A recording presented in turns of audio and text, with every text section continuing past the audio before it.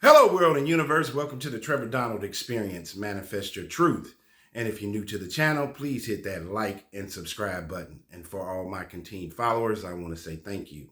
And this is an opinion-based video channel where I try to open your eyes and ears up to some of the travails and tribulations that take place throughout our cities, our states, our country, and sometimes around the world. Well, this one I got for you. Occasionally, I like to do some local St. Louis metropolitan area stories, whether it's the chaos and disruption at our city jail, or whether there is an $81 million budget deficit for St. Louis County, and or if there's issues in St. Charles County. So for those who don't know, generally the metropolitan area of St. Louis is separated by three divisions. You have St. Louis City, right at the east part of the metropolitan area, and then going westward, you go St. Louis City, you cross Skinker, and you enter what would be considered St. Louis County. That encompasses Clayton, Ladue, Frontenac, those areas like that. And then the third part would be across 270, which is St. Charles County. So you got St. Louis City, St. Louis County, St. Charles County, the three big metropolises in this area. And over the years, many people have gone westward. There's been a westward expansion in the St. Louis area. So people have left, businesses and individuals have left downtown St. Louis, which looks somewhat desolate in a real sense, and everybody has moved west. And you have a lot of stereotypes that are taking place where people in St. Charles County won't even cross Highway 270 unless they're going to a baseball game, because they feel like if you're going back east towards St. Louis City is way too dangerous. And there are a lot of things that are going on. You look at the news, there is a lot of chaos and disruption that's taking place in St. Louis City. So you have these divisions. So St. Louis City, St. Louis County, and St. Charles County. Well, St. Louis County is going to have an $81 million budget deficit under the county executive leadership of Sam Page. And he is not going to be running for St. Louis County exec again, and he also got indicted for some voter fraud stuff and using taxpayer funds for a campaign ad.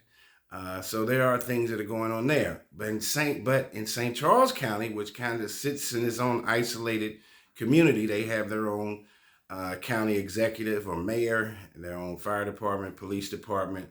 They have great schools out there in St. Charles County, even Francis Howell. But there's been some things going on out there. I did a previous Francis Howell, which is St. Charles County, is having some issues with their budget and their administration. Also, you had a situation where a superintendent at Francis Howell, who took the job last March or April of 2025, did not spend one day as the superintendent, decided by June or July that he was not going to ascertain or retain that contract with Francis Howell, took a job in Oklahoma, but Francis Howell still paid him over $300,000, his whole entire year's salary. He didn't work one day in Francis Howell School District, not one day. And St. Louis, this area is definitely about who you know and not necessarily what you know. It's very cliquish. I've never been in a city or a metropolitan area where the first question someone will ask you, whether you're 15, 19, 30, 50, or 70, the first question is, what high school did you go to? And that's to put you in a socioeconomic bracket and put you in some kind of class system. St. Louis is weird like this. This is definitely a place of nepotism,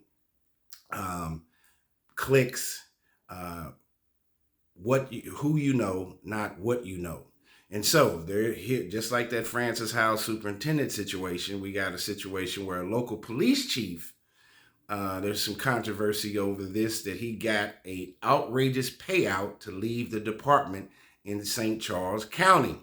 So just like I said, there's a lot of chaos and disruption in St. Louis City, but there's things that are going on westward in St. Louis County, let alone St. Charles County. And you got to hear this payout that this guy got and all the sick time he accrued.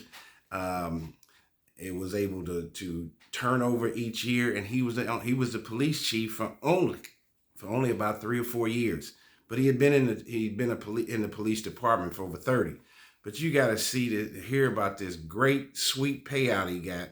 And I tell you, he had to be part of the clique. He had to know the right people and have been one of the boys, because it's not the power of what comes out of your mouth.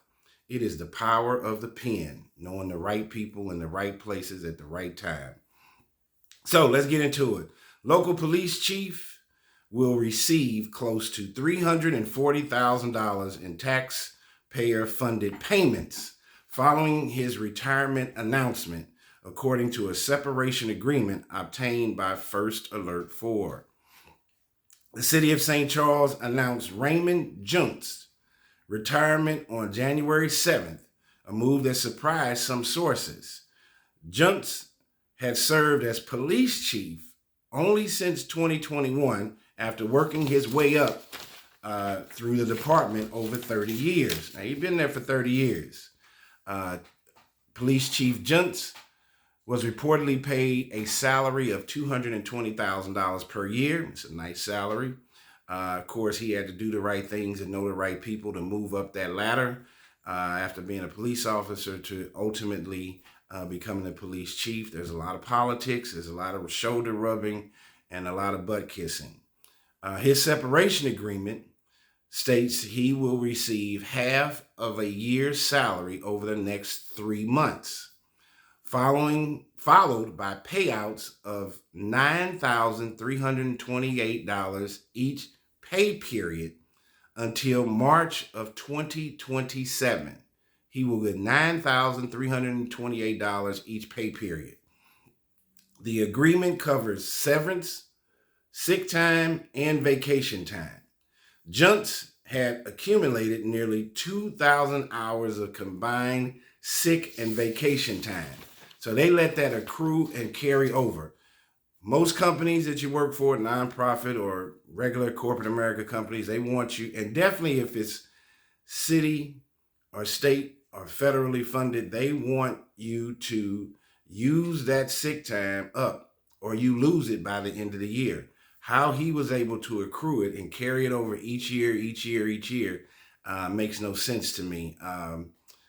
This shows you a little bit of greed and narcissism and working the system till its fullest. Now, you're supposed to be, as a police chief, you're supposed to be on the side of the law, protecting and serving in a positive way. But it looks like he figured out and finagled a way to keep his hand in the cookie jar to get such a huge severance pay. But this is all at the mercy of the government out there in St. Charles County. If they're allowing him to get over 2,000 hours of sick time and accrue it over time in 3 to 4 years, that is crazy. The taxpayers of the city of St. Charles should be immediately concerned by the size of the severance package and what's going on here, said David Stokes with the Show Me Institute, a public policy group. That's an outrageous sum for taxpayers' money and way too high, and nobody deserves that. The separation agreement states that Juntz waives his rights to sue the city and binds him not to disparage the city. So a non-disclosure, it sets his official retirement date as March 13th, 2027. So he can't sue the city and he can't talk bad about the city. Why is that specifically in his contract? What does he know that they don't want him to share with the rest of the world? You have to step back and say, what does this person know?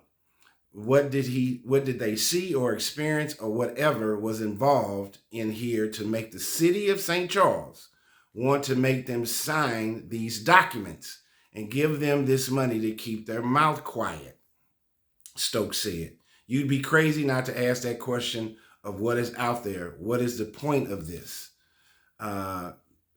Police Chief Juntz declined for comment about the agreement or his retirement in a text message.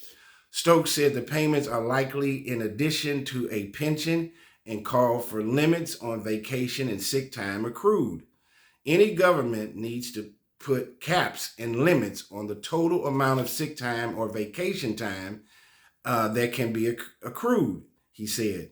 1,900 plus hours of them combined is way too much. With the official retirement date set for March 2027, questions remain about future leadership for the police department and whether the city will pay two police chief salaries simultaneously, because they got to get a new police chief. They're going to be paying this guy for another year and a half, over $300,000, and they got to have a new police chief now. According to the city's head of HR, Junts, ex-police chief Junts, did not have an employment contract, so it does not appear he had a predetermined end date prior to his retirement. That is interesting. All of this is legal nomenclature and on contracts, and you have to pay attention to every word, every dot, every I, cross every T, and make sure every period is behind each sentence. The city has named an interim chief. A spokesperson said the mayor has full confidence that the interim chief will do a great job during this time. So what is that payout all about? I told you about the superintendent at Francis Howell, who didn't work one day at the school in that district, took a job in Oklahoma, and he got a full year's payout of over $300,000, didn't work one day in the district. And now you have this police chief who had only been the police chief for 4 years, but been part of the police department for 30 years. He was able to accrue all his sick time and vacation time that he didn't use. And now his payout is almost $350,000. Man, we are printing money and paying out money like it's not even real. These insiders, these politicians, we have to pay attention to our leadership, whether it's our politicians, our legislators, our police chiefs, our fire department heads. See what they're doing, and do they have the best interest of the citizenry at hand, or is it all about me, and not we?